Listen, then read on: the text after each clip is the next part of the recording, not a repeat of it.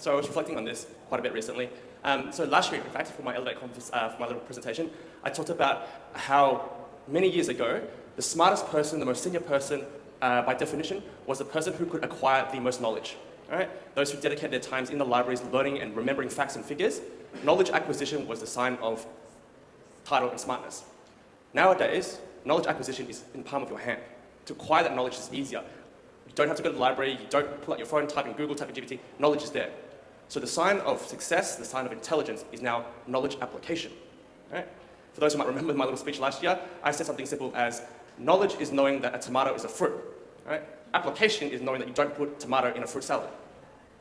So when we come about the data and the information of these AI systems, it's used as a way to acquire new knowledge.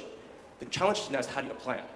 So as an example, at Techcom Bank, leading LED function, a massive team of about 70 individuals, we have a mandate this year to destroy and remove every single classroom training that teaches you content, right? Teaches you theory, teaches you principles. Because I could easily say, go onto ChatGPT, go on Google, read a book, find those particular things. All right? Leadership framework is one of those challenging conversations. Anyone can pull up 1,000 different leadership frameworks. Where we come into support in terms of learning and development now is how do you apply that framework in the context of the organization? With the nuances of the culture, the people, the strategic vision, the purpose, all those things, and have that conversation. So I believe that the data and the information of the AI is a starting point. I think when you are flooded with information, it helps you frame the picture, it helps you prompt a little bit better. Right? As leaders, you don't get rewarded anymore for knowing the answers. Good leaders are actually rewarded for asking the right questions. So those questions either for your teams or through AI prompting.